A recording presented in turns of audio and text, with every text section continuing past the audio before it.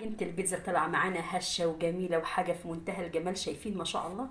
شايفين عاملة ازاي؟ ما شاء الله، حاجة جميلة جدا جدا. طبعا هنلمها وهنشتغل بيها بقى على طول. وهي دي عجينة البيتزا يا جماعة، حاجة في منتهى الجمال.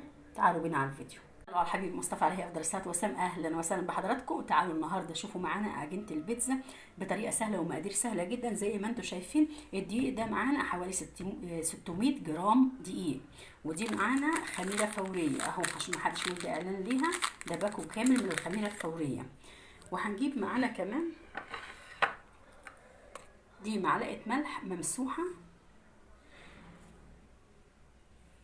كمان هنجيب 3 معالق سكر ممسوحين، واحد،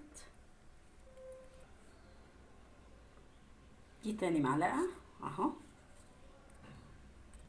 ودي تالت معلقة من السكر معانا. كده 3 معالق سكر ممسوحين ومعلقة ملح ممسوحة وكيس الخميرة ده اهو. معانا كيس الخميرة كامل كده. المحتويات الناشفة كلها هنلفها مع بعضها زي ما انتم شايفينها كده. وادي معلقه زيت، هناخد كمان 3 معالق زيت، وادي التانية، وادي التالتة زي ما انتم شايفين اهو كده 3 معالق زيت.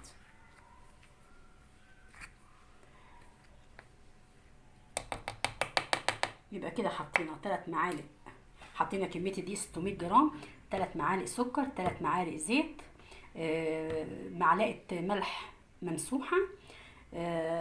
كل الكميه دي حطيناها مع بعضها، وكمان كيس الخميره ما ننساهوش. هنحط كمان معانا حوالي معلقتين زيت اهو، اسفه جدا معلقتين خل. وهنمسك المحتويات دي كلها ونقلبها في بعضها زي ما انتم شايفينها كده اهي مع بعض كده. ومعانا كمان دي كوبايه ميه انا مدفياها دافيه بسيط كده، هنحطها حاجه حاجه بالتدريج ونشوف هنحتاج ليها ميه تانية ولا لا. زي ما انتم شايفين كده هنكب كميه منها اهو، ونبدا نمسكها نقلبها تقليب بسيط كده اهو، ونفضل نضيف كميه بكميه لما العجينه معانا تبقى متماسكه. كميه كمان بسيطه، وهنضيف باستمرار كميه كميه لغايه ما نعجن العجينه كلها زي ما انتم شايفينها كده. وهكملها وارجع لكم تاني. انتم شايفين العجينه بقت معانا ناعمه جدا، شايفين ما شاء الله الملمس بتاعها في منتهى الجمال اهي. طبعا مسكتها بعد ما لميتها كويس وحطيناها كميه الميه، مسكتها على الرخامه وفركتها كده كده، بعملها كده على الرخامه شايفين كده علشان تنعم معانا جدا اهي. بشدها كده وبعملها كده تبقى ناعمه معانا وتبقى جميله. شايفين العجينه عامله ازاي؟ ما شاء الله في منتهى الجمال.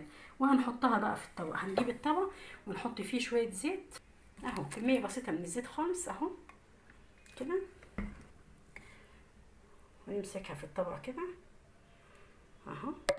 وهنجيب العجينه نحطها في الطبق اهو كده. العجينه معانا هنجيب برضو كميه زيت بسيطه خالص كده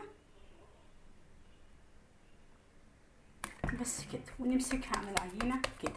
علشان ليه بنحط كميه الزيت دي؟ عشان وشها ما ينشفش. شايفين العجينه معانا ما شاء الله جميله جدا جدا جدا اهي. وهنسيبها بقى، هنغطي عليها ونسيبها في فرن البوتاجاز من غير ما نشغل عليها طبعا زي ما هي كده. عايزه اسيبها لغايه ما تخمر وتهيش قوي كده.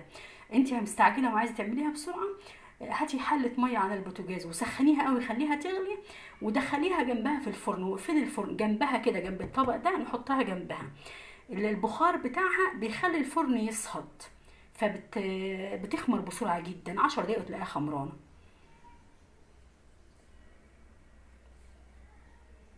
وكده عملنا عجينه البيتزا بطريقه سهله جدا، يعني بالمقادير بتاعتها في منتهى الجمال، مفيش فيها اي حاجه خالص. البنوته بنتنا تقدر تعملها، اي عروسه جديده تقدر تعملها، ست البيت تعملها بطريقه سهله جدا. وهنستنى بقى لما نشوفها مع بعض وهي هايشه وجميله. عجينه البيتزا طالعه معانا هشه وجميله وحاجه في منتهى الجمال. شايفين ما شاء الله؟ شايفين عامله ازاي؟ ما شاء الله، حاجه جميله جدا جدا. طبعا هنلمها وهنشتغل بيها بقى